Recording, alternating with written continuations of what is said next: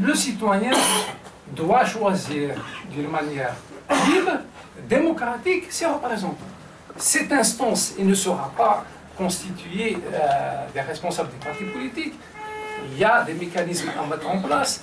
D'ailleurs, s'ils étaient intelligents, ces gens du pouvoir, on leur lance une perche. Qui va installer cette instance? En ce moment, Bouteflika peut décider par un décret présidentiel. طبقة سياسية ما عندهاش الحق تتكلم حول التزوير الانتخابي ولا تقول باللي الرئيس بوتفليقة نجح بالتزوير الانتخابي، ما عندوش الحق. Donc c'est toujours important pour un parti politique de rappeler ces vérités. On a été toujours les premiers à le faire, mais vous avez vu que pour cette année aussi, on n'était pas les seuls. Pour une fois, c'est tant mieux. Il y a beaucoup d'acteurs politiques qui, eux aussi, ont dit oui, لازم يغلي البلاصتو. كاين مشاكل بزاف لازم يبقى s'en occuper. كاين المشكل au niveau des frontières. Il y a encore le terrorisme. Voilà, donc moi je pense qu'on a toujours été clair par rapport au rôle qui doit être celui de l'armée nationale. Donnons la deuxième question, c'était... la proposition de Soltani et l'FFS dans tout ça. Lisez dans sa proposition. Il y a une différence de taille entre les deux initiatives. D'abord la première, celle du FFS, on ne peut pas l'appeler une initiative politique. Ils se contentent de dire actuellement, à chaque fois qu'il y a problème, il faut un consensus national.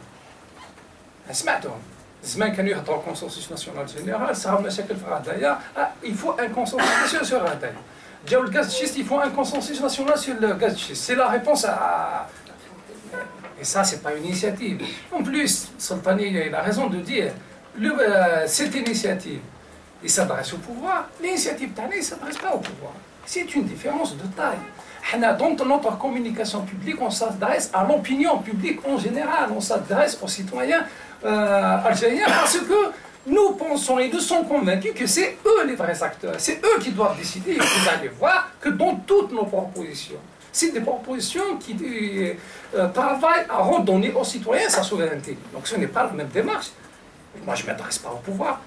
Nous l'avons dit que pour nous, il s'agit de construire un nouveau rapport de force. Pour conserver ce nouveau rapport de force et pour m'adresser au pouvoir, je dois m'adresser à l'opinion publique en général, aux acteurs politiques et sociaux, si je veux réellement conserver ce rapport de force. Mais je ne vais pas m'adresser à l'opinion publique pour leur dire je n'ai rien à proposer. J'ai des choses à proposer. Je propose une institution d'une instance indépendante pour la gestion des élections pour donner sa souveraineté aux citoyens algériens. Je propose à ce que le débat sur la révision de la question de la Constitution associe tous les citoyens parce qu'il concerne d'abord et avant tout le citoyen. Je propose à ce que la police politique ne se mêle plus de la gestion des partis politiques. Là aussi, j'ai quelque chose à dire. Je propose à ce que le chef de l'État organise rapidement une élection présidentielle anticipée sous la gestion d'une instance indépendante. J'ai des choses à proposer. Pourquoi je n'ai pas de choses à proposer? Moi, je soumets ces solutions, parce qu'en réalité, c'est des solutions, un débat devant l'opinion publique. Si jamais il y a dans l'opinion publique une idée intéressante, je vais la reprendre, c'est mon rôle de la reprendre. Je ne vais pas considérer qu'à partir du moment où une proposition ne vient pas de mon parti ou bien ne vient pas de l'opposition, elle est nulle et non avenue dès le départ. S'il est intéressante pour le pays, au contraire, j'essaye de lui donner un peu plus de consistance et la renvoyer encore ici aux citoyens. Donc la proposition de consensus national reste vague comme proposition. Elle reste très vague, mais surtout c'est important de signaler que nous, on s'adresse à l'opinion, aux citoyens en général, et eux, puisque Sultani le confirme, ils s'adressent au pouvoir, nous ne sommes pas du tout sur la même démarche. D'accord. Alors, je rebondis sur la deuxième question du confrère d'Al-Khabar avant de revenir sur le troisième chapitre. La question que tout le monde se pose justement, est-ce qu'aujourd'hui le pouvoir est disposé à écouter, à discuter avec l'opposition représentée par la CNLTD, dans le même sillage de la deuxième question?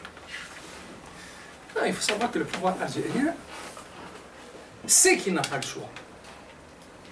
Mais son problème, c'est qu'à chaque fois, il a essayé de polier les propositions de l'opposition. Donnez-moi l'explication Pourquoi? Au niveau du gouvernement algérien, de tout temps, et depuis l'arrivée aussi de Bouteflika, il y a des partis politiques qui n'ont aucun poids dans la société, souvent qui n'ont même pas de députés, qui pourtant seront organisés de manière frauduleuse, sont membres du gouvernement. Dans tout pays qui se respecte, quand il y a une majorité, c'est cette majorité qui doit gérer le gouvernement. Si effectivement il y a une majorité insuffisante, quand on se retrouve dans les moins 50%, on cherche à composer par un autre parti politique pour avoir plus de 50%. Nous ne sommes pas dans cette situation en Algérie. Je me souviens, il y a eu un ministre qui a eu 0 député, 0 élus locaux, et qui se retrouve ministre. C'est ça la réalité algérienne. Mais pourquoi le pouvoir algérien fait appel à des partis politiques tels que ces partis justement qui n'ont aucune consistance, aucune offre, qui sont sous-représentés? Il veut envoyer toujours, l'arrière-pensée, il veut toujours envoyer une image à l'opinion d'un gouvernement de consensus, d'un gouvernement pluriel. Nous n'avons pas besoin de gouvernement pluriel si vous croyez qu'il y a une majorité au niveau de l'Assemblée nationale. Deuxième problème que pose d'ailleurs cette manière de gérer la situation. Vous remarquerez que quand il y a une élection, on a comme adversaire le FLN et le RND. Mais dès qu'il n'y a pas d'élection, on ne les a plus comme adversaire. Parce qu'ils ne gèrent pas. Ils se retrouvent dans des élections, ils peuvent dire qu'on n'est pas responsable de la gestion du gouvernement. Donc il est temps d'accepter l'idée de l'institution d'une instance indépendante parce que ça va régler beaucoup de problèmes. Celui qui gagne les élections doit gérer. D'accord. Et s'il a plus de 50%, il doit gérer seul. D'accord. Alors le troisième volet de la question du confrère d'Al-Khabar, la contradiction qu'on remarque aujourd'hui entre membres du gouvernement sur l'austérité, sur les gaz de schiste, etc. Non, d'abord le plus important à dire sur ça, c'est qu'ils ne sont pas convaincus que l'exploitation du gaz de schiste va régler le problème. Déjà, ils n'ont jamais été convaincus. Ils ont raison de ne pas être convaincus parce qu'en réalité, on essaie de lire un certain nombre d'informations qui sont rapportées ou bien dites par des experts économiques. L'exploitation du gaz de schiste aux USA et au Canada coûte à peu près $60. Quand on sait que le prix du baril est actuellement à moins de $50, et quand on sait aussi que rapidement, il va descendre peut-être même à moins de $37, le prix de référence payé en considération dans l'élaboration des lois de finances. Pourquoi exploiter ce gaz de schiste? Quand ils disent non, on ne va pas l'exploiter, on va juste explorer. Il ne peut pas y avoir d'exploration sur l'exploitation. Ce n'est pas vrai. Parce que l'exploration a un pays. Et ce pays, il faudra le récupérer. Donc si on explore, on est obligé d'exploiter. Et plus le problème aussi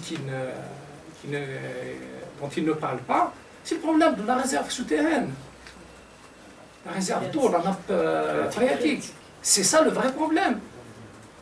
Maintenant, ils ne disent pas aussi qu'est-ce qui a fait que le prix du baril a baissé beaucoup ces derniers temps. C'est l'exportation du gaz de schiste par les Américains et les Canadiens. En tout cas, c'est une des raisons qui ont fait que le prix du baril a baissé. Si nous aussi on s'y met à produire du gaz de schiste, ça veut dire que le pays va baisser encore une fois dans une conjoncture où la Libye a repayé avec l'exportation en hydrocarbures. Je pense qu'ils sont à peu près à 800 000 barils jour. Ils vont atteindre, paraît-il, ils peuvent aller jusqu'à 2,5 millions de barils jour. C'est pareil pour l'Irak qui a repayé, qui est à peu près à plus de millions, qui peuvent eux atteindre autour de 30 millions de barils jour en exportation. Donc c'est beaucoup. Ils oublient aussi qu'il y a un certain nombre de pays industrialisés, donc l'économie s'est affaiblie ces derniers temps, donc ils ne sont plus demandeurs comme avant. Ils oublient parce que quand ils nous bluffent, l'OPEP va décider de réduire sa production pour influer sur les pays. Il ne peut pas influer au niveau de l'OPEP. L'OPEP a perdu de son poids durant les années 70. L'OPEP détenaient autour de 50% de la production mondiale. Maintenant, ils sont à peu près à 30%, donc ils n'ont plus d'influence sur le cours des pays. D'autant plus aussi, à l'intérieur de l'OPEP même, la majorité de ceux qui ont la majorité dans la production, c'est les pays du Golfe. Et on n'a aucune emprise sur ces pays du Golfe. Ils sont souvent sous l'emprise de puissance occidentale.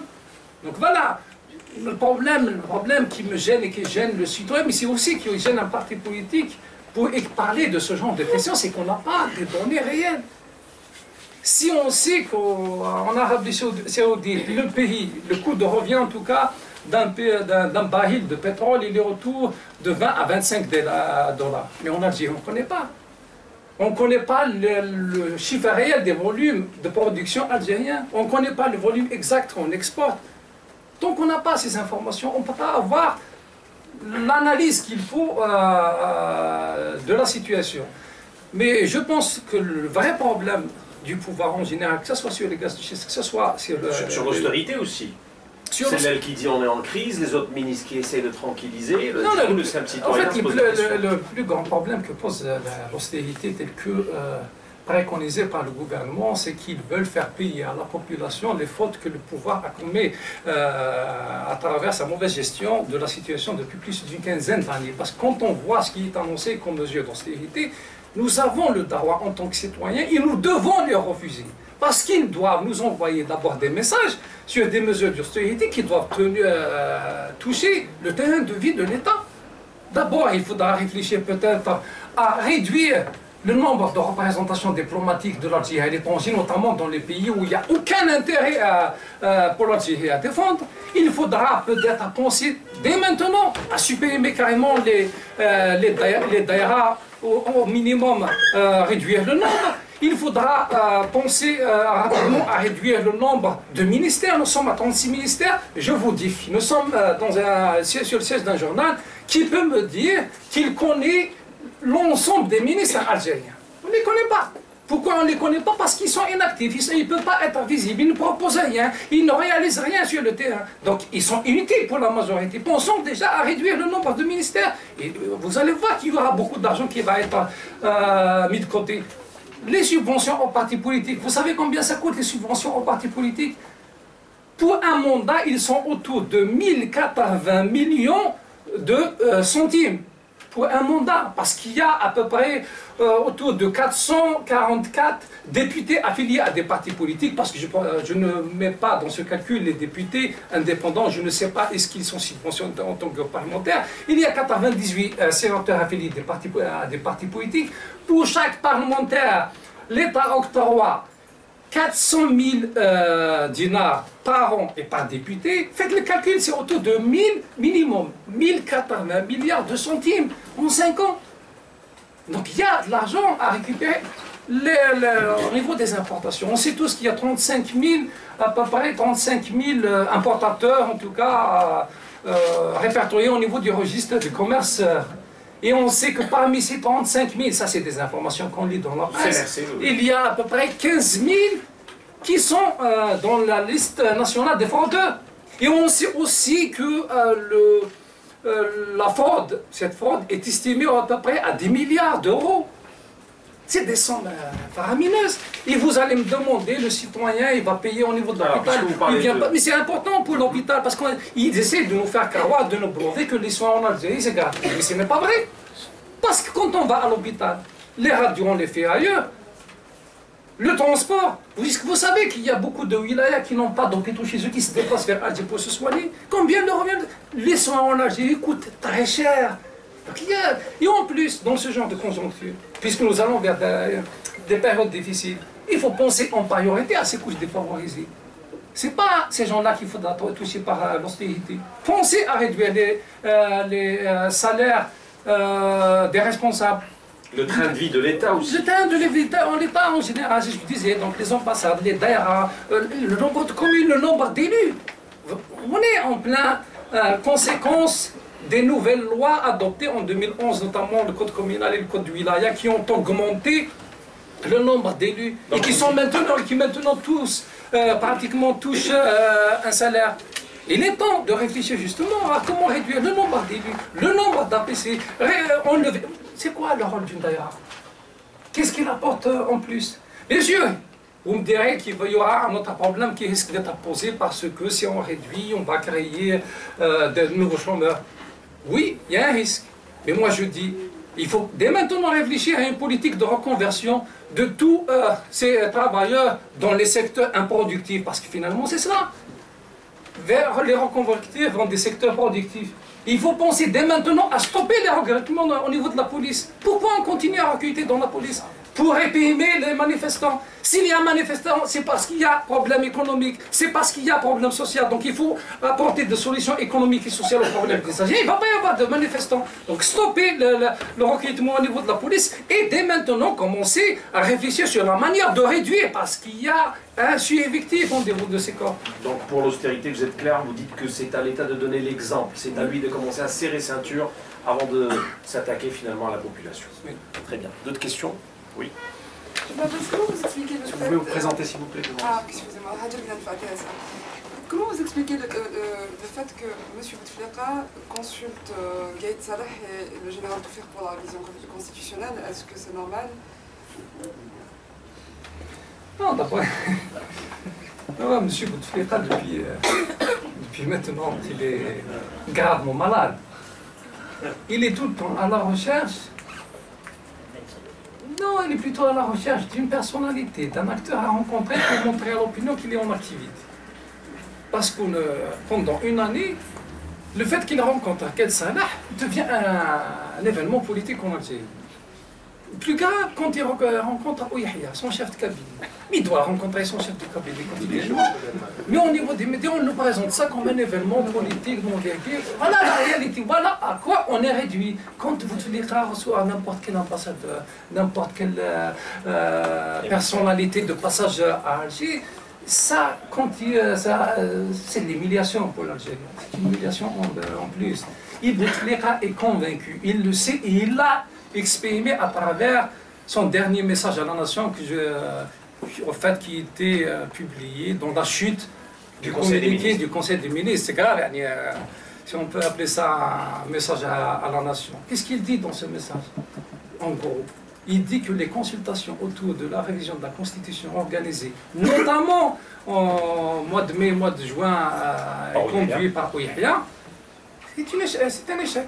Donc il dit, je relance l'appel à l'opposition pour venir discuter. Donc il avoue qu'il y a échec.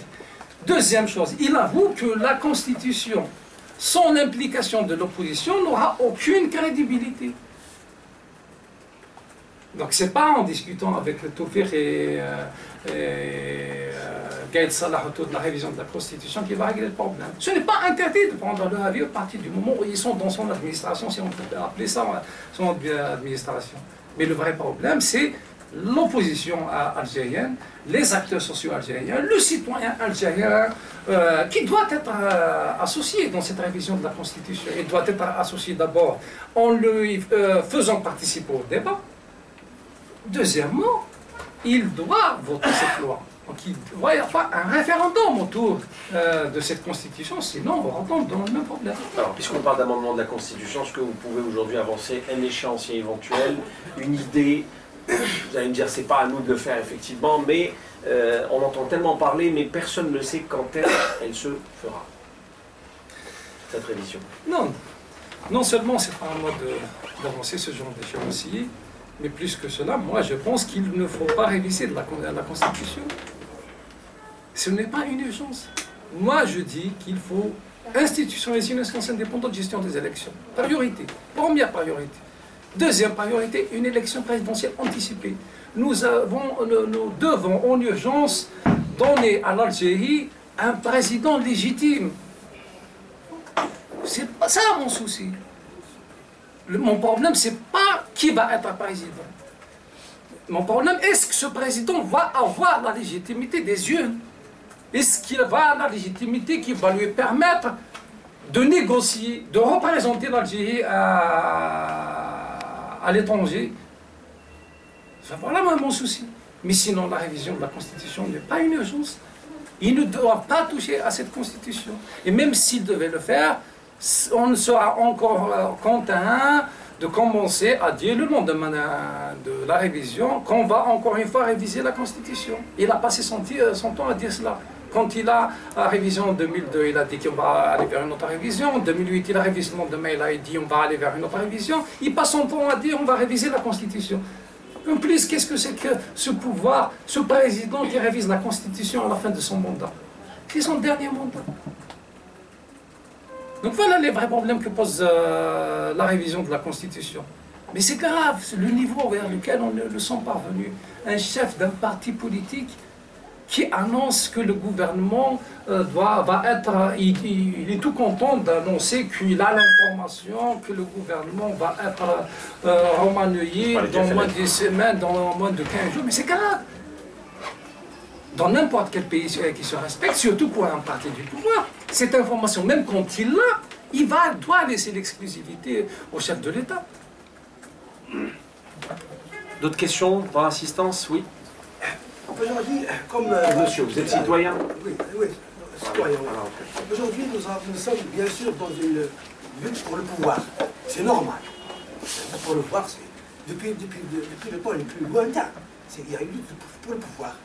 Et cette lutte pour le pouvoir, elle s'est faite depuis l'époque de longtemps. Pour nous, en ce qui concerne l'Algérie, c'est depuis Massinissa. C'est une lutte de pouvoir. Mais après la conquête musulmane, il y a une lutte de pouvoir. Mais cette lutte de pouvoir, comment elle se fait? Elle se fait directement pour le pouvoir à l'échelle nationale. C'est-à-dire tous, ils veulent avoir le pouvoir sur le pays. Tout ça. Et le pouvoir qu'ils veulent avoir sur le pays, ils veulent l'avoir en tant qu'individu, en tant que tribu. La société tribale des pays des Arabes et des Berbères, c'est basé sur la tribu. Pour eux, quand cette tribu, elle devient forte, elle arrive à s'accaparer le pouvoir. S'il vous plaît, si vous avez une question directe. C'est ça. Mais pour les Européens, la tribu, elle a été dissoute. Elle a été remplacée par la ville. Et donc, ils agissent en tant que ville.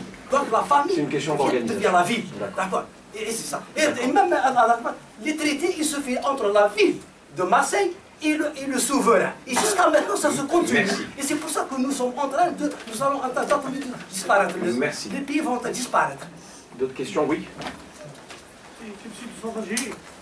Monsieur Maxime Benadas, vous parlez vous faites le distinguo entre votre initiative, transition démocratique, parlée par la CNCD et le Conseil national parlé par le FS.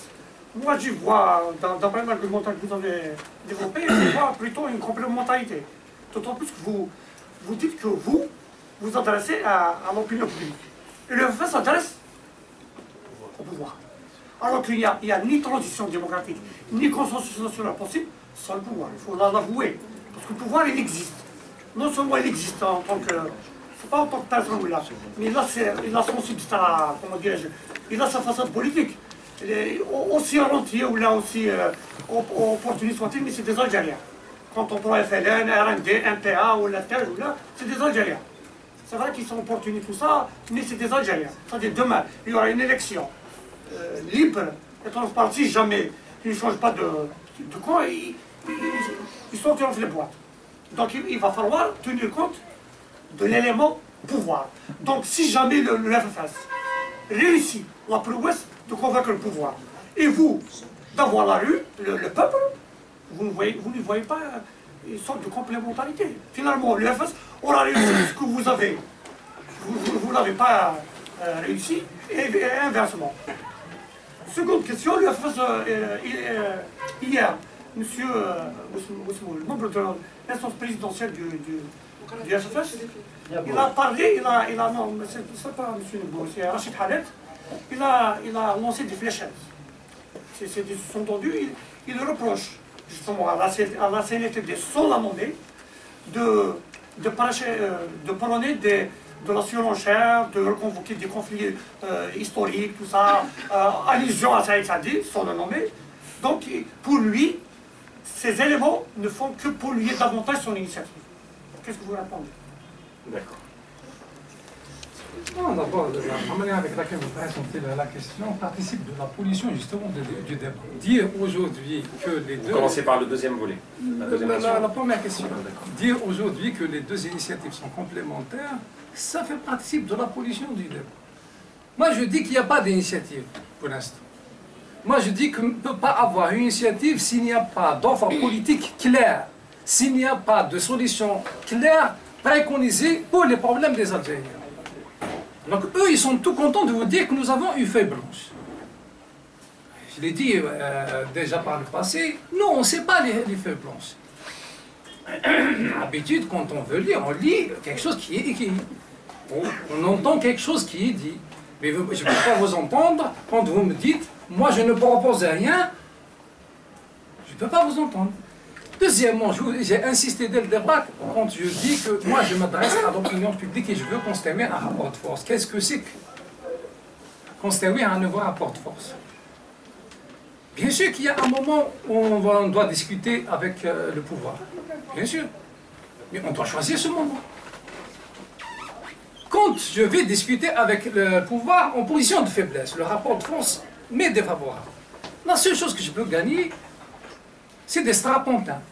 Moi, ça ne m'intéresse pas les strapontins. Ça ne m'intéresse même pas la majorité dans le gouvernement. Ça ne m'intéresse même pas d'être président de la République dans ces conditions. Moi, ce qui m'intéresse, c'est de redonner sa souveraineté aux citoyens. Redonner sa souveraineté aux citoyens, ce n'est pas rien, à tous les niveaux. Moi, je ne me bats pas pour le pouvoir. Ça dépend comment on présente la chose. Nous ne sommes pas en train de nous battre pour le pouvoir. Nous sommes en train de nous battre pour mettre en place des règles acceptées par tous. Et c'est pour ça qu'on a des propositions qui sont très claires. Quand on dit instance indépendante, ça veut dire que dès le départ, on sait qu'il ne va pas prendre la position pour l'un ou pour l'autre. Je vous signale que c'est cette instance indépendante qui a permis à la Tunisie d'organiser 3 élections transparentes depuis la chute de Ben Ali. Personne n'a contesté les résultats en Tunisie. Donc ils ne se sont pas posé la question qui va gagner, ils se sont posé la question est-ce que les élections seront libres et vont donner une légitimité aux dirigeants. Voilà la première question qu'il faut se poser. Mais moi, en tant que RCD, j'ai d'autres solutions, y compris au niveau local. Vous savez très bien qu'on préconise la régionalisation modulable. Pourquoi on préconise la régionalisation modulable? Est-ce que vous savez, mais c'est des informations que ne rapporte pas la presse, y compris au Sud, il y a un débat sur l'idée de l'autonomie. Ils ont des problèmes depuis des années et on ne regarde pas dans leur direction. Quand il y a un petit problème, on s'arrange pour envoyer un émissaire pour rencontrer des notables qui ont déjà été choisis par le pouvoir. Ça veut dire que le pouvoir a choisi ses interlocuteurs des années à l'avance, avant que le problème se pose, au niveau de ces régions. Parce qu'en réalité, le Sud ne pose pas un problème seulement d'exploitation du gaz. Vous dites que c'est un problème politique. C'est un problème politique. Ils sont sous-représentés au niveau des sphères de la décision politique, au niveau des sphères de la décision économique. C'est dangereux. Donc il faut trouver des solutions. Parce que si on ne lit pas les choses de cette manière, on ne va pas trouver les bonnes solutions. Si on lit les choses de cette manière, on est obligé d'aller écouter pour confirmer que c'est la bonne lecture. Et là, on peut trouver les solutions qu'il faut. Et la régionalisation, c'est au RCD, on l'a préconisé depuis 2011, depuis 2001. C'est parce que nous avons eu des informations. Je vous signale qu'on était les premiers à avoir alerté l'opinion, je dis l'opinion parce que nous avons l'habitude de nous adresser à l'opinion, pas au pouvoir, sur les dangers que pose le Sud, bien avant l'attentat organisé contre l'aéroport de Illizi, si je me souviens bien, en 2004. C'était un groupe qui prônait l'autonomie du Sud, en 2004. Moi, je me souviens avoir reçu, je l'ai déjà dit à plusieurs reprises, un investisseur de Oued-Souf, donc un milliardaire de Oued-Souf, qui est venu pour me raconter que jusque-là, au niveau de sa région, lui, comme d'autres, travaillait pour les partis du FLN et de RND selon la conjoncture. En fait, selon les instructions qui viennent d'en haut. Des fois, on leur dit il faut faire passer tel parti ou bien tel autre parti, mais souvent, c'est les partis du pouvoir. Il a dit, imaginez-vous que moi, j'ai surpayé mes enfants discuter entre eux et dire Ali Babahum, depuis des années, etc. etc. Il m'a dit que je les ai surpayés, pensés, y compris à l'idée de prendre leur autonomie de ce pays parce qu'ils ne peuvent pas continuer comme ça. Mais semaine, on a rapporté l'idée avec le Bgraf, Fsha ou le Hlib. Nous sommes des responsables politiques, nous devons. C'est notre rôle que de lire tout ça, que d'écouter tout ça, que d'interpréter tout ça et de réfléchir aux solutions. Et c'est ce qu'on appelle anticiper sur les situations. Notre problème est aussi un problème d'anticipation. D'accord. Et l'action de la rue, puisque la question du confrère du soir d'Algérie, c'était dans ce sens, est-ce que le contexte actuel de ce début 2015 est favorable pour une action de la rue? Moi, je suis convaincu que l'action de la rue est inévitable. Il est inévitable. Soit les partis politiques, la classe politique en général, réussissent à canaliser la rue, parce que la rue, il va y avoir. Et la canaliser dans le bon sens, soit on sera incapable de canaliser cette rue, mais cette manifestation de rue va avoir lieu. Et c'est dangereux quand la rue s'exprime à elle seule, quand il n'y a pas d'encadrement, quand il n'y a pas d'acteurs qui l'accompagnent. C'est très dangereux pour le pays. C'est pour ça qu'on a anticipé, on s'est dit qu'il faut déjà, en tant qu'acteur politique de différentes sensibilités, on commence à discuter. Le problème des Tunisiens, c'est qu'ils ont commencé à discuter entre acteurs politiques de différentes obédiences après la chute du régime. Nous avons commencé à le faire bien avant. Ça nous a permis de nous connaître déjà, de connaître les points faibles et les points forts des uns et des autres, mais dire dès maintenant qu'il y a un certain nombre de questions essentielles sur lesquelles on doit se mettre d'accord. Moi, dans tous les cas, je ne vais pas devenir islamiste. Moi, dans tous les cas, je ne vais pas refuser les libertés, je vais continuer à défendre les libertés, toutes les libertés. Je reste un parti laïque. Moi, je suis un parti qui reste un parti qui revendique l'officialisation de la langue amazigh. Je suis un parti qui revendique la régionalisation modulable. On renonce à rien dans notre projet. Mais on dit, nous sommes d'accord qu'il faut une instance indépendante de gestion des élections sur le match football. Une fois les règles, ils sont acceptées par tous. Une fois que l'arbitre est désigné, il fait bien son travail, il n'y a pas de problème. On va jouer et que le meilleur gagne. Voilà. Mais on n'est pas dans cette situation. Alors, sur les insinuations du FFS, oui. S'il vous plaît, celui qui a une voiture blanche, une vieille blanche, il gêne. D'accord. Alors, justement, oui, là, alors le deuxième aspect de la question du confrère du soir sur ces insinuations du FFS sur, c'est bien ça, les dernières sorties de Saïd Sadi.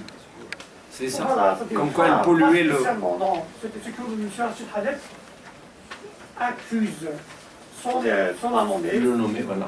C'est l'opposition, le reste de l'opposition, de ce que vous voyez dans la surenchère, convoquer histoire, pour polluer justement... son initiative. Voilà. En fait, l'un des problèmes algériens, c'est qu'à chaque fois, on dit que c'est la faute aux autres. Moi, je ne dis pas que c'est la faute aux autres. Moi, je sais un des problèmes qui se posent, j'essaie d'apporter des solutions. Je peux échouer dans une démarche et je vais remettre en cause ma démarche. Je vais remettre en cause ma stratégie. Je vais remettre en cause ma tactique. Je vais remettre en cause mon programme. Pourquoi l'idée de l'instance indépendante de gestion des élections? Est-ce que vous savez que depuis 1989, nous sommes incapables de voir à l'intérieur de notre parti politique, est-ce que notre programme passe bien? Est-ce que notre encadrement passe bien au niveau de l'opinion? Est-ce que notre stratégie est la bonne? Nous sommes incapables de discuter de ce genre de questions parce qu'il y a des élections qui ne sont pas honnêtes. Mais le jour où il va y avoir des élections qui sont libres, je perds les élections. Dans mon évaluation, je suis obligé de réfléchir sur le programme. Qu'est-ce qui pose problème dans de vous remettre en cause. Je suis obligé de me remettre en cause, donc que ce soit sur le plan du programme, que ce soit sur le plan de la stratégie, de la tactique et de l'encadrement que je mets au devant à l'occasion des élections. Je veux me remettre en cause, je ne veux pas mettre la faute sur le dos des autres. Mais maintenant, je ne dis pas tout est la faute du pouvoir. Moi, je dis que le problème est dans la constitution de nouveaux rapports de force et je dis qu'on n'a pas encore constitué. Donc je ne dis pas que c'est leur faute. Pour l'instant, c'est nous qui sommes insuffisants. Nous devons continuer à travailler un peu plus pour constituer ce nouveau rapport de force. Donc nous n'avons pas la même façon de réfléchir déjà. Maintenant, les allusions vers Saïd Saadi, Saïd Saadi, pour l'instant, il n'a pas été attaqué en justice pour détournement d'argent. Il n'est pas passé à la Cour des comptes. Il ne s'appelle pas Chakib Khalil, parce que les Algériens, ils ont le droit d'attendre à ce que Chakib Khalil soit arrêté et doit être traduit au niveau du tribunal. Les Algériens sont en droit d'attendre à ce que l'affaire Khalifa aboutisse une bonne fois pour toutes au niveau du tribunal. L'affaire autoroute Est-Ouest aboutisse une bonne fois pour toutes au niveau des tribunaux. Y compris d'ailleurs sur les questions soulevées par Saïd Saadi. Moi, j'ai été formé dans l'école algérienne. Moi, je me souviens que dans l'école, les enseignants nous ont toujours appris que s'agissant de M. El Hajj, son rôle est loin d'être honorable à partir de 50 ans. Donc Saïd Saadi n'a rien inventé. Moi, je me souviens, j'étais petit. Quand il y a eu le coup d'État contre Abdullah, au niveau de l'opinion, les messages envoyés, il disait qu'il a été démis. En tout cas, on lui a fait un coup d'État parce qu'il travaillait plus les intérêts égyptiens. Mais ça, c'est ce qu'on nous a appris dans l'école, c'est ce qu'on nous a appris les médias algériens. Et en plus, ce genre de débat doit exister. Nous avons tout intérêt à débattre de ce genre de questions parce que sinon, à chaque fois, il y aura des coups d'État, à chaque fois, il y aura des trahisons, à chaque fois, il y aura des détournements. Voilà les questions qu'il faut poser dans le débat public et voilà ce que doit traiter la justice. Donc, Chakib Khalil d'abord, Moumen Khalifa d'abord, le rôle joué dans le Khalifa par certains ministres qui sont actuellement encore au gouvernement. L'affaire autoroute Est-Ouest, par certains ministres qui sont encore au gouvernement. Voilà les vraies questions qu'il faut se poser. D'autres questions? Oui. Bon, je vais juste rester factuel. Nous avons l'impression que la CRTD et la coordination de l'opposition tâtonnent ces derniers temps. Est-ce qu'il y a des perspectives ces jours-ci ou est-ce qu'il y a de l'activité en fait? Oui, peut-être qu'on peut renvoyer ce genre d'image à l'opinion. Mais il y a une réalité, je disais tout à l'heure, d'abord il y a beaucoup d'actions qui étaient coûteuses en termes de temps et en termes d'argent durant moins d'une année. Il ne faut pas sous-estimer la finance dans l'action politique, surtout dans un pays comme le nôtre. Ils ont fait exprès de mettre la salle Hacha plus de 100 millions. Et je me souviens en 2011, ils nous ont dit qu'on peut vous mettre Hacha gratuitement, mais ils ne le mettent pas. Pourquoi louer une salle comme Hacha pour 2 heures doit coûter 1 million de dinars? Si ce n'est pour décourager les partis politiques d'aller organiser des actions dans ce genre d'espace. En plus, dans la rue, c'est vrai que c'est gratuit, mais vous n'avez pas l'autorisation. Vous êtes empêché. Voilà les vrais problèmes que pose l'action politique en Algérie aussi. Maintenant, c'est vrai qu'on peut... C'est un problème logistique surtout. C'est un problème logistique, mais aussi, il ne faut pas oublier que nous avons des partis politiques. Moi, je ne vais pas abandonner le RCD pour la CLTD. Parce que plus le RCD est fort, plus la CLTD est forte. C'est la même chose au niveau des autres partis politiques. Ils ont le droit de penser que plus ils sont forts, plus cette coordination va être son activité Bien sûr, nous avons nos conseils nationaux, nous avons nos secrétariats nationaux, nous avons nos propres activités que nous devons tenir, nous avons nos propres évaluations, surtout durant le mois de décembre à faire en fin d'année. Donc il ne faut pas croire que nous avons la disponibilité qui puisse nous donner l'occasion d'être présents chaque semaine par des actions de rue. Non, nous avons des partis politiques à gérer aussi. D'accord. Oui. Monsieur Papen, le Rassemblement culturel démocratique, comme son nom l'indique, tout le monde reproche que vous n'avez pas pris les devants. Un parti, normalement, il doit être rassembleur vis-à-vis de ce qui se passe. Et d'un autre parti qui a toujours été, votre parti a toujours été la cible privilégiée. Soit, j'ai eu l'occasion de voir le siège à Alger, sens dessus j'étais écœuré. Et on s'attaque même aux représentants. Monsieur Saadi, jusqu'aux derniers événements, c'est grâce à moi qu'il a échappé. J'ai été au siège même avant votre installation. C'est grâce à moi que j'ai pu éviter le pire. Pourquoi? Il y a un manque de coordination entre le RCD et le FFS. Tout le monde parle de l'opinion publique et des citoyens. le pouvoir a pris les devants. Pourquoi vous n'avez pas, disons, pu, ou là, vous n'êtes pas arrivé à rassembler, à prendre les devants? D'accord. Donc pour justement unir ce peuple. Comment voilà. C'est l'un des partis qui peut faire quelque chose, auquel tout le monde espère. À Douera, j'ai tenté d'installer le RCD, impossible. Le FFS, malgré tout ce qu'il a, n'a rien pu faire. D'accord. Je suis un peu, comment dirais-je, désespéré même, en voyant la situation actuelle.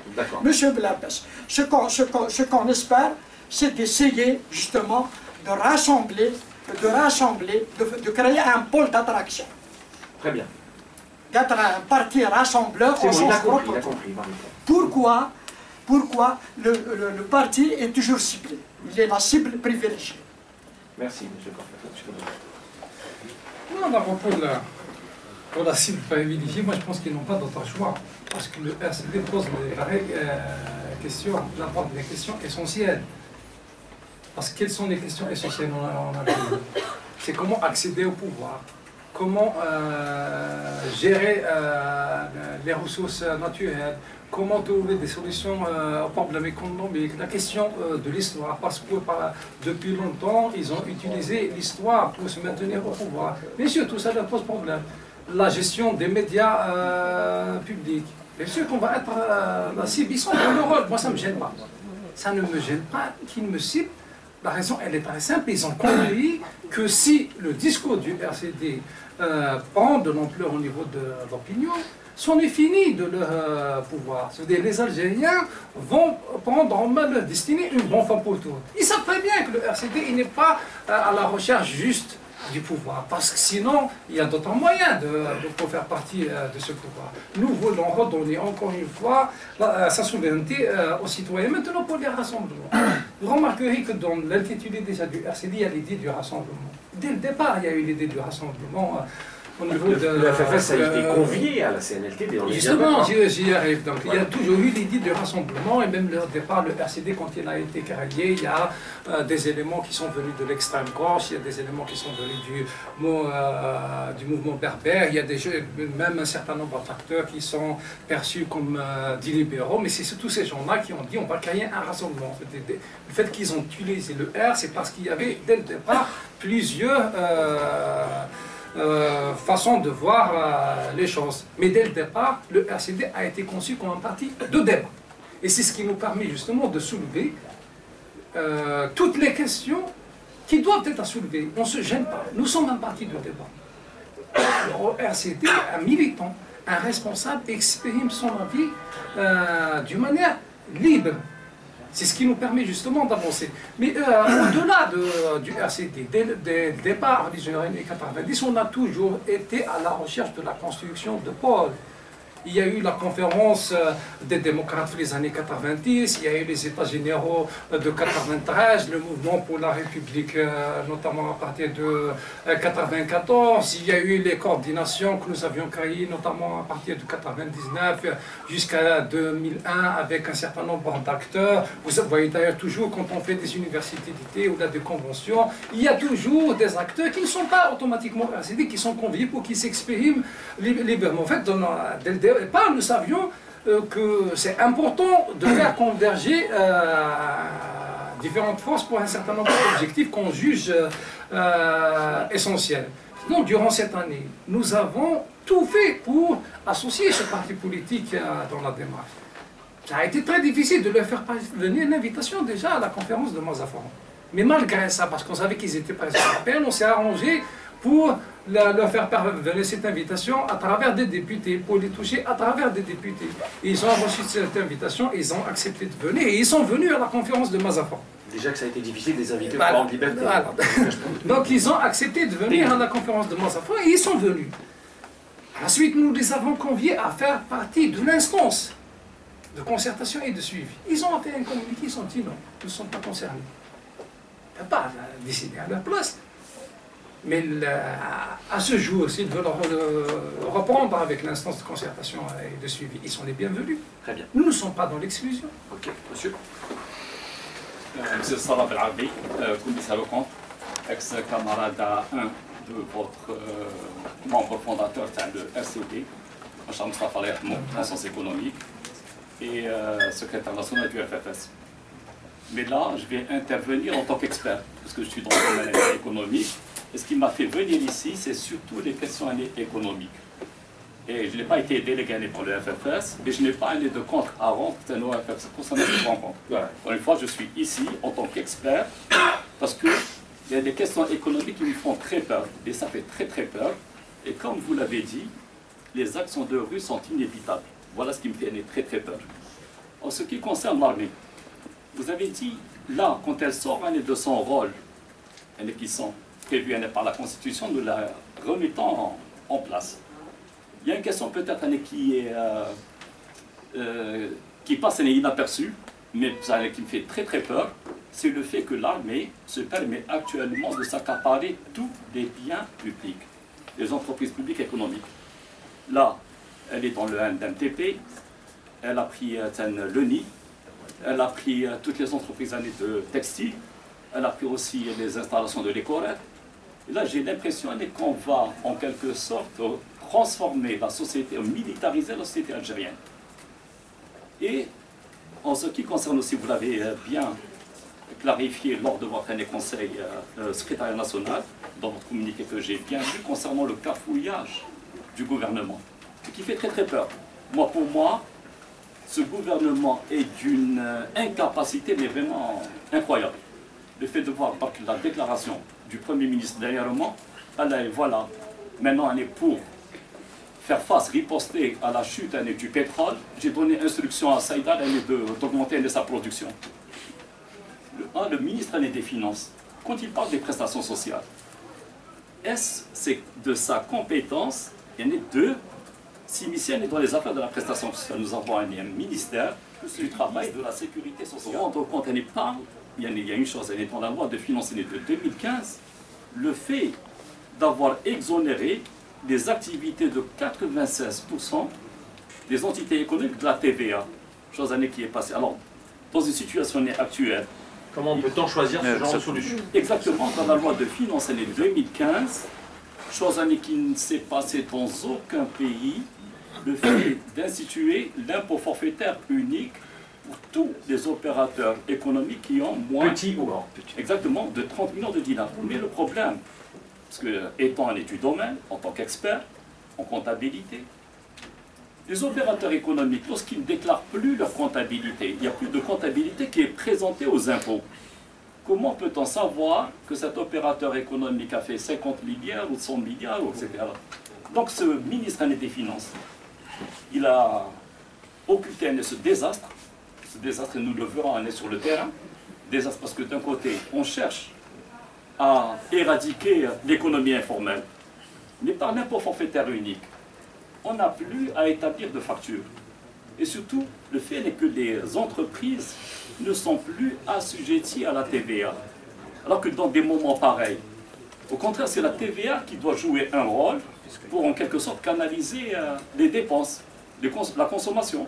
Il aurait été souhaitable de taxer fortement les produits de luxe qui sont importés. Et donc là, que pensez-vous en ce qui concerne l'armée qui est en train de s'accaparer? When ils l'ont déclaré, voilà, c'est à nous, de SCNS, de son rôle, de relancer l'industrie. Et la décision du 1er janvier. Exactement, que l'armée est hors champ de contrôle de la Cour des comptes. Nous le voyons, nous avons un problème avec leur budget, qui ne fait l'objet d'aucun contrôle à l'épargne. Et en ce qui concerne voilà, les actionnaires de ce gouvernement, ça fait peur, j'ai l'impression que du jour au lendemain, nous allons nous retrouver en rupture de fonds. Et vous avez c'est toujours ce problème-là. Concernant les réserves de change, vous avez toujours demandé, donnez-nous les monnaies, les différentes monnaies qui constituent ces réserves de change et de quelles banques elles sont placées. Merci, et aucune réponse n'a été donnée. Merci beaucoup. Merci beaucoup. Alors, votre réaction? Non, d'abord, vous constaterez que dans votre intervention, déjà, vous posez le problème du système politique en réalité. problème du système politique que nous devons traiter dans sa globalité. Parce que si on s'amusait à regarder dans le détail, effectivement, il y a beaucoup de reproches à faire pour différents départements gouvernementaux, différentes institutions. Je sais très bien que l'armée squatte un certain nombre de biens au niveau d'un certain nombre de villes, au niveau d'un certain nombre de régions. C'est pareil pour la police, c'est pareil pour l'armée, c'est pareil. Mais pourquoi ils font ça? Est-ce que c'est la faute à l'armée ou là c'est la faute au système politique? Pourquoi on pose dès le départ, nous insistons sur l'idée de l'institutionnalisation des commissions indépendantes? Parce que tant que le dirigeant Karoua, qu'il doit sa place à un pouvoir de l'ombre, il va continuer à agir ainsi. Moi, je veux faire en sorte à ce que le dirigeant soit convaincu qu'il doit sa place à un vote citoyen. Parce que si, effectivement, on arrive à cette situation où moi, chef du gouvernement, moi, ministre, moi, député, je suis convaincu que j'ai été choisi, élu démocratiquement par les citoyens sur la base de mon programme, sur la base de ma stratégie électorale, sur la base des solutions que je préconise, je peux affronter un certain nombre de situations. Et donc rendre des comptes. Et donc rendre des comptes, parce que je serais convaincu que si je ne fais pas tel que prévu durant ma campagne électorale, je vais perdre les élections qui vont venir après. En plus, je sais que désormais je suis dans un état de dawa, les lois de la République peuvent s'appliquer sur moi aussi. Je ne peux pas me cacher derrière l'immunité parlementaire, comme c'est le cas actuellement pour des questions de corruption ou de détournement, etc. Donc voilà le problème. Bien sûr qu'il y a des problèmes, si on rentrait dans le détail, d'ailleurs, moi j'appelle les journalistes à faire ce travail, parce que c'est un travail important à faire. Le terrain de vie de l'État, on peut l'estimer par des calculs très simples. Moi j'ai donné tout à l'heure la subvention qui parvient aux partis politiques. On peut estimer à combien revient un ministère en comptant le salaire du ministre, les salaires des conseillers, l'électricité, le téléphone, les voitures, le transport. On peut estimer aussi le fonctionnement de l'APN qui passe son temps pratiquement moins de 2 années, renouvelle les véhicules toujours, les véhicules Volkswagen. On peut avoir une estimation sur le coût de vie de l'État en général. Ça coûte très cher pour un résultat nul, voire négatif. Et pour ça, je dis il faut penser dès maintenant à la reconversion de tous ces effectifs vers des secteurs productifs. Je ne vois pas pourquoi, au niveau de la PN, je dois acheter des véhicules chaque année et demie. C'est une réalité. J'étais député, j'ai vécu ça, j'étais étonné. Une année et demie, on doit un automobile qui était intact. C'était une voiture, je me souviens, je me suis payé à 30 000 durant une année. Il me demande de restituer le véhicule, de l'année, c'est-à-dire un véhicule neuf. Mais j'ai essayé de me renseigner au niveau de la peine, qu'est-ce qu'ils font avec les véhicules à dos. Il y a tout un trafic. Donc ça aussi, c'est un travail que doivent faire les journalistes parce qu'ils peuvent. Ils ont les moyens d'enquêter, d'investiguer, et cette information elle est utile pour l'opinion, elle est utile aussi pour nous parce que nous n'avons pas les moyens d'avoir toutes ces informations. Mais vous allez découvrir qu'il y a des sommes énormes qu'on peut épargner si jamais on s'intéresse à ce genre de questions. Très bien. Oui. Bonjour Monsieur Blabbas, je suis Hamar Anis, étudiant à l'EFAP Algérie. Vu que nous savons, tout le monde sait que l'économie algérienne se repose sur les hydrocarbures, sur leur prix de revient. Et le pétrole aujourd'hui n'arrête pas de diminuer. Pourquoi n'allons-nous pas exploiter d'autres secteurs de production au lieu de rester à gaspiller du temps sur la production du pétrole et de gaz de schiste. Merci. Merci. Alors je signalerai qu'il y a un groupe d'étudiants de l'INSIM, de l'EFAP précisément, qui a fait le déplacement. Ben, ça fait plaisir de voir des étudiants qui s'intéressent aux questions politiques. Non, en tout cas, vous soulevez le vrai problème. En fait, depuis des années que nous disions, notamment au niveau du RCD, moi je me souviens, à partir de 2001-2002, nous avons insisté sur ces questions parce que nous avions vu que l'Algérie allait s'enrichir durant cette période parce que nous voyons le pays du baril augmenter de manière exponentielle et on a pensé que c'était le moment justement de penser à une économie de production, diversifier notre économie. Mais C'est l'inverse qui s'est passé. Parce que maintenant, eux aussi, ils disent, et reprenez ce qu'on leur demandait à l'époque, ils disent qu'il faut aller vers une économie de production. C'est pas trop tard. Mais je suis convaincu qu'eux, ils ne peuvent pas le faire. Ils doivent laisser leur place. Ils doivent laisser leur place. Mais aujourd'hui, on a toujours avec un baril... On a toujours le choix, c'est on a des responsables qu'il faut. Un responsable qu'il faut, c'est celui d'abord qui écoute et qui anticipe et qui pense à des solutions. Et on peut trouver des solutions. Vous m'avez laissé prévoir. C'est prévoir. Moi, j'ai fait un petit calcul tout à l'heure, je vous ai donné quelques chiffres qu'on peut récupérer l'aéroport chez l'effort de l'importation. J'ai donné quelques chiffres de combien on peut récupérer chez les partis politiques en finance pour rien, combien on peut récupérer chez il y a un certain nombre d'ambassades ou de représentations diplomatiques qui sont inutiles. Il n'y a pas d'intérêt algérien à défendre là-bas. Des fois, il n'y a pas d'Algériens qui habitent là-bas. Et en plus, on sait très bien que même quand il y a des Algériens, les ambassades algériennes ne s'en occupent pas. J'ai posé le problème des daïras. Donc, comme il y a des solutions pour trouver dans les médias, parce que j'ai présenté des solutions immédiates. Là, ça ne demande pas la révision de la loi pour avoir cet argent. Réduire le nombre de ministères n'a pas besoin d'un projet de loi. Réduire les daïras, c'est pareil. La subvention aux partis politiques, c'est pareil. Maintenant, il y a d'autres solutions à préconiser. Bien sûr, après la révision de la Constitution, il faudra penser à supprimer le Conseil de la Nation inutile. D'accord. Alors, il y a justement... Et ça fait gagner des sommes à l'État. Mais bien sûr, il faut investir dans l'entreprise. C'est l'entreprise qui crée l'emploi. C'est l'entreprise qui crée l'emploi. Ce n'est pas la police qui crée l'emploi. Ce n'est pas la gendarmerie qui crée l'emploi. Ce n'est pas l'armée qui crée l'emploi. C'est l'entreprise, qu'elle soit privée ou publique, qui crée l'emploi. Et il y a beaucoup de secteurs où on peut investir. Le tourisme, c'est encore vierge. C'est encore vierge. Le rail, il n'y a pas encore, parce qu'ils sont tout contents de dire la dernière fois qu'on va renoncer au tramway et au rail, et ils oublient que c'est des projets structurants. À la limite, c'est le genre de projet auquel il ne faut pas renoncer. Il y a l'agriculture. Il y a tout ce qu'il faut en Algérie pour avoir une agriculture performante. Il y a l'industrie du lait, on peut. Le ciment, on peut. Donc il y a plein de secteurs dans lesquels on peut investir, mais ils ne veulent pas regarder de ce côté. J'aimerais avoir votre réaction ou votre commentaire sur cette déclaration du ministre des Finances. C'était la semaine dernière devant la commission économique du Sénat. Mohamed Jellab dit la chose suivante. À l'avenir, le citoyen paiera ce qu'il doit payer. Alors c'est vraiment paradoxal d'entendre ça de la part d'un membre du gouvernement. On peut dire que finalement cette chute du baril nous fait du bien. Si maintenant il y a une prise de conscience de la part du pouvoir, qu'il faille éventuellement revoir un certain nombre de comportements, un certain nombre de... En fait, moi, je l'ai dit dès le départ, le citoyen algérien a le droit de refuser ce genre de mesures d'hostilité. Essayons de voir, je ne sais pas, je n'ai pas une information vérifiée, est-ce que ceux qui habitent le club des Pins payent l'électricité, le téléphone, le loyer? Voilà les questions qu'il faut se poser. Est-ce qu'ils payent? Je me pose la question. Non. Non. Mais tout le monde connaît la réponse. Voilà. Qu'ils commencent d'abord à payer.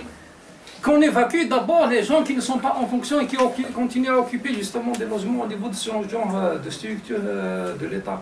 Je l'ai dit dès le départ, le citoyen, il paye plus qu'il en faut pour aller se soigner à l'hôpital. Parce qu'il paye son transport, et souvent il vient de loin. Dans un pays où les transports ils sont trop chers, surtout pour ceux qui viennent des wilayas du Sud. Il paye sa radio, il paye ses analyses. Et en plus, pour avoir une place, il faut une intervention. Parce que c'est pas évident de s'ahler place à l'hôpital. Il ne peut pas me faire croire que le système de santé algérien est gratuit. On ne paye pas peut-être la petite somme qu'ils ont prévue, mais on paye plus avant d'arriver justement à ce minimum de soins. D'accord. Alors, on a l'impression, Abbas Hosni, que le souci de maintenir la paix sociale est réellement aujourd'hui placé au-dessus de toutes les autres priorités de l'État. Ça devient vraiment le sacro-saint. Même le football, on l'a politisé, hein, on le vit actuellement, etc. Est-ce qu'à votre avis, aujourd'hui, l'État est disposé à faire quelques concessions pour ne plus accorder finalement toute son importance à cette paix sociale, tant recherchée?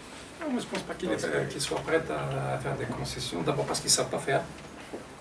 ce qu'ils n'ont pas fait quand il y avait une disponibilité financière, ils ne peuvent pas le faire maintenant. Ils sont perdus. Il n'y a cafouillage parce qu'ils sont perdus, ils n'ont pas d'objectif, il n'y a pas de cap. Et quand il n'y a pas d'objectif, il n'y a pas de cap, il ne peut pas y avoir de stratégie, il ne peut pas y avoir une communication claire. Le cafouillage, pourquoi? C'est surtout au niveau de la communication.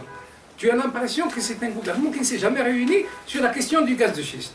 Pourtant, c'est très facile, ça demande une heure pour se réunir sur la question du gaz de schiste et se mettre d'accord sur la position à prendre dans ton gouvernement. On le voit très clairement, à chaque fois qu'il y a un ministre qui s'exprime sur la question, c'est un autre son de cloche. Mais plus grave, ils n'ont pas compris que l'exploitation du gaz de schiste ne va pas rapporter tout de suite, ne règle pas le problème. Ça veut dire, au lieu de penser plus que jamais sur comment diversifier l'économie, justement pour comment aller vers une économie de production, ils sont en train de retomber encore dans le piège qui consiste à rechercher des ressources naturelles, faites remplacer la rente du pétrole par la rente du gaz de schiste. Donc il y a un problème dans la manière de faire. Il y a un problème dans la manière de faire. D'autres questions? Je précise que toutes les questions doivent être posées pendant le forum. Monsieur Clapès doit partir juste après. Oui, monsieur. Oui, citoyen. Juste une petite question de prophète.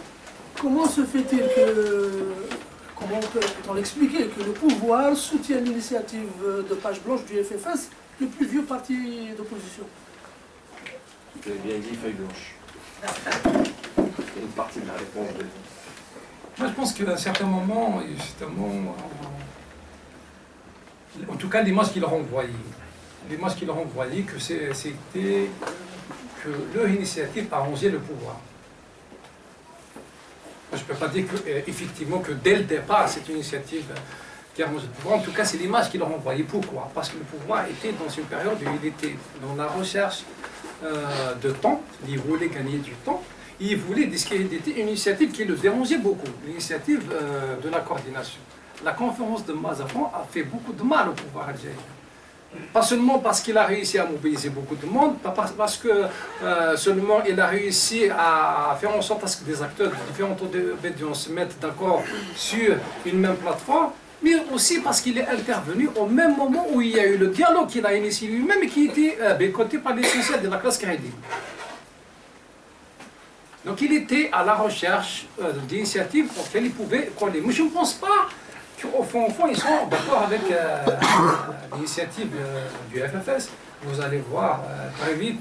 D'ailleurs, le RND a commencé, il a déjà dit que c'est une initiative qui n'est pas claire, il n'est pas prêt de participer.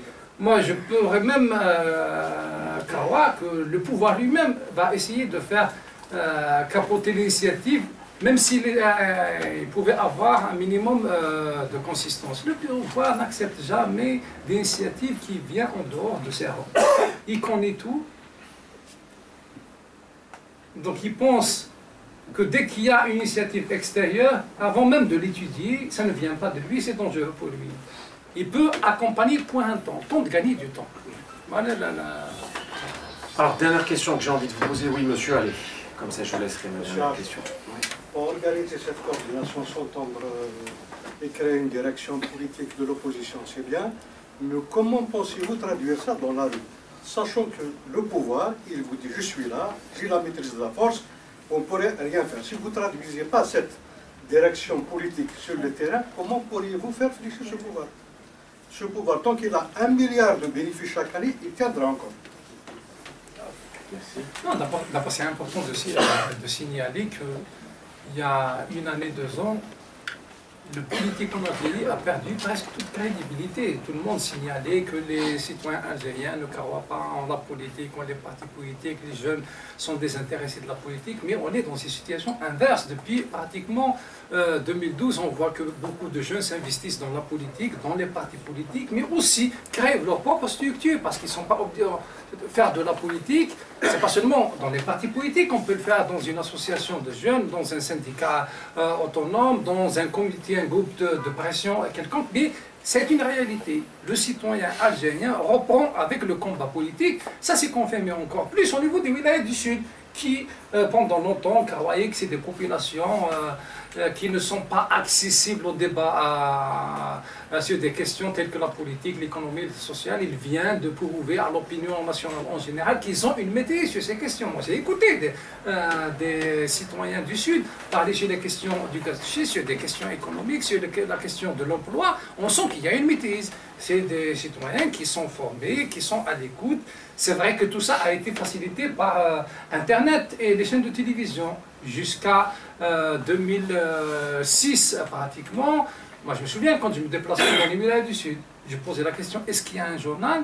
Ils vous disent, il y a tel journal qui arrive dans l'après-midi. Il y a encore ceux qui arrivent dans l'après-midi, direction les quelques administrations qui existent là-bas. Donc à l'époque, moi je suis sûr que jusqu'à maintenant, il y a beaucoup de journaux qui ne parviennent pas. Mais Internet, on n'y peut rien. Maintenant, il suffit d'avoir notre voisin, on a accès à Internet. Les chaînes de télévision, on n'y peut rien, pas seulement les chaînes de télévision algériennes. D'ailleurs, essentiellement les chaînes de télévision étrangères, c'est elles qui font l'opinion. C'est tout ça qui a justement aidé à l'émergence d'un mouvement social général dans les villages du Sud, qui je pense, je suis convaincu qu'il va continuer parce qu'ils ne sont pas mobilisés seulement sur la question du gaz de schiste. Ils ont commencé à se mobiliser à Ouagla il y a déjà 2 ans sur la question de l'emploi, le chômage. Ouagla, la Ouat à l'époque. Maintenant, effectivement, la question du gaz de schiste. Moi, je me souviens, il y a à peine 6 mois, il y avait des notables touaregs qui se sont réunis pour dire publiquement, ça a été rapporté par la presse, nous devons avoir notre part en nombre de ministres, en nombre d'ambassadeurs, etc. C'est pas moi qui le dis, c'est leur communication officielle, donc c'est ce que je lis dans la presse. Donc il y a une nouveauté sérieuse sur l'implication du citoyen. Une prise de conscience, il y a une prise de conscience. Il y a une prise de conscience. Maintenant, au niveau de la coordination, on a été très clair dès le départ. Il y a des choses qu'on ne peut pas faire. Vu les moyens dont on dispose, que ce soit les moyens financiers, que ce soit le fait qu'on ne passe pas sur les chaînes de télévision, vous avez remarqué, un parti comme le RCD, les chaînes de télévision qui le sollicitent.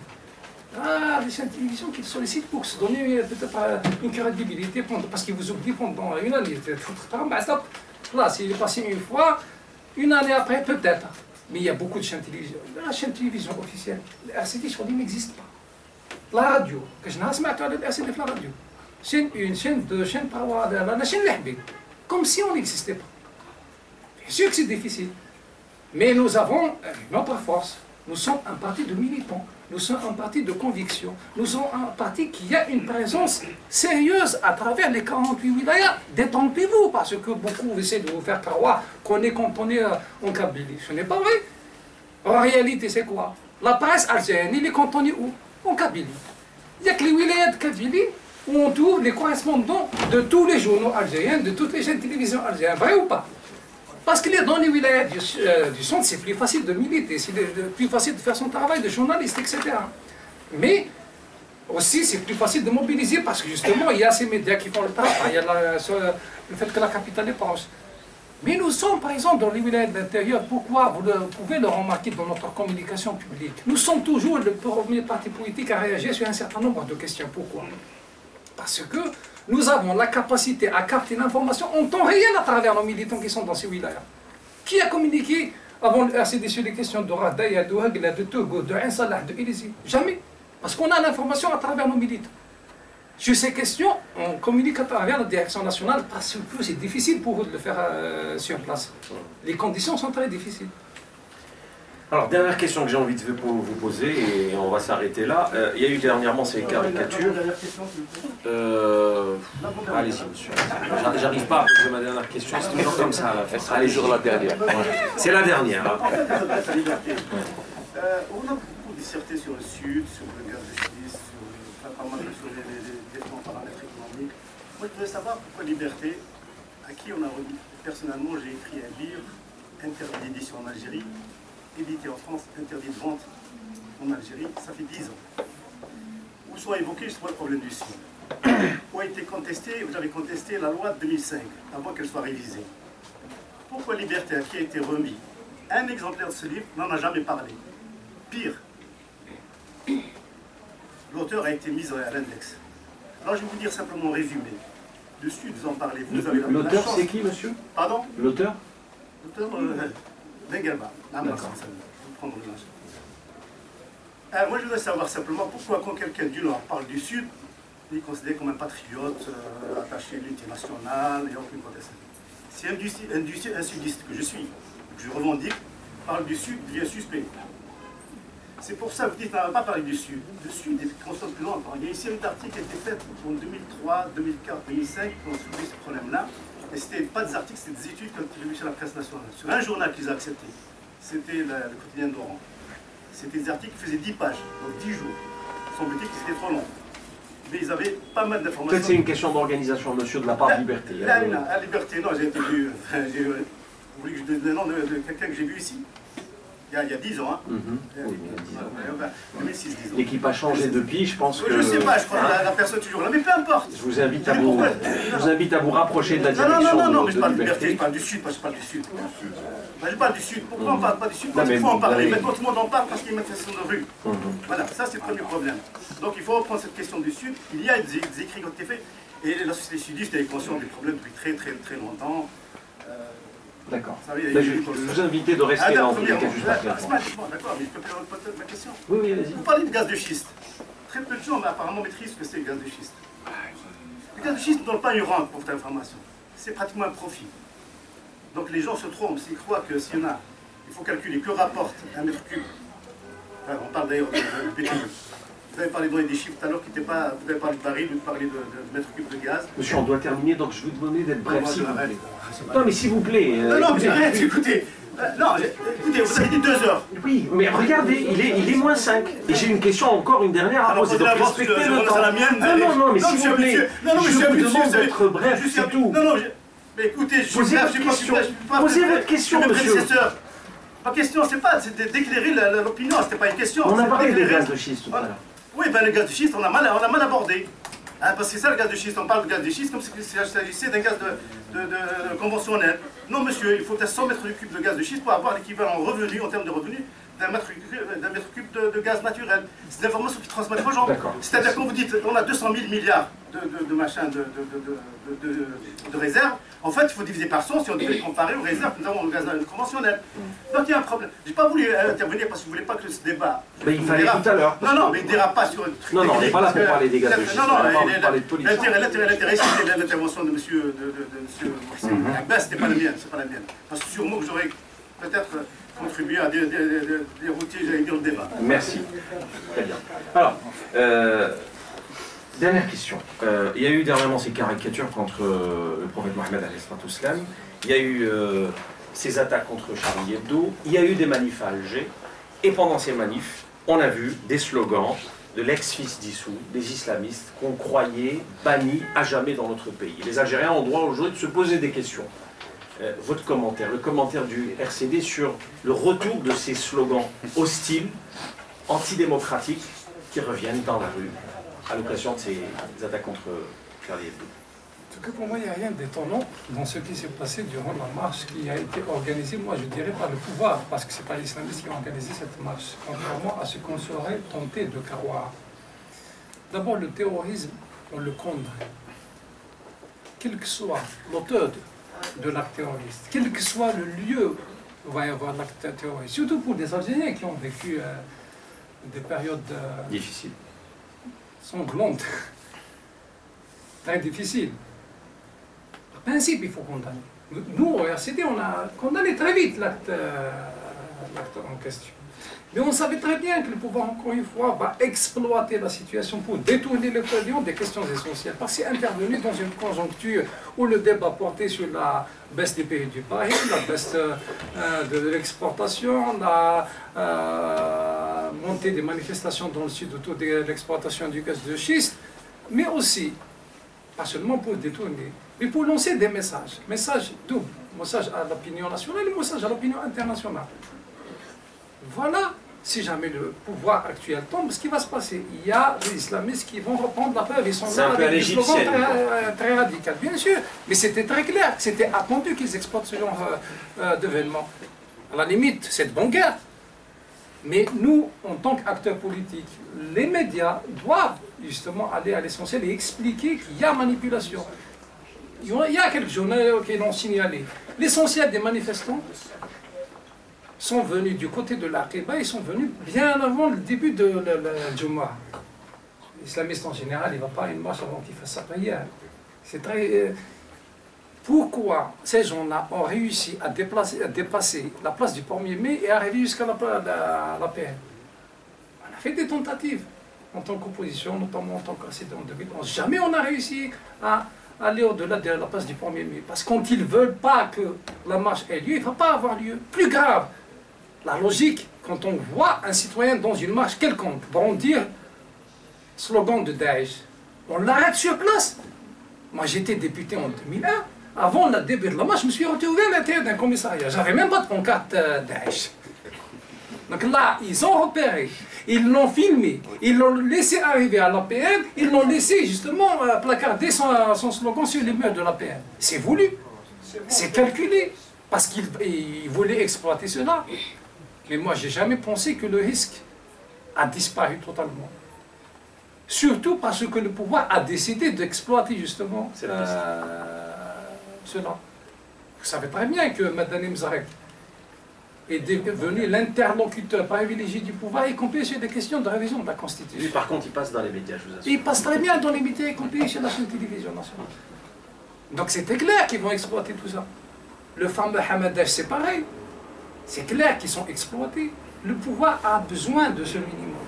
Mais je vous signale que l'essentiel des partis qu'on appelle partis islamistes, et c'est une nouveauté, ont condamné l'acte terroriste. Mais, bien sûr, il rajoute un mais. La différence entre eux et nous, on ne dit pas mais. L'acte terroriste, on le condamne. Point barre. Point barre. Très bien. Merci beaucoup. Merci Belal Abbas d'avoir animé ce forum. Merci beaucoup. Très belle après-midi.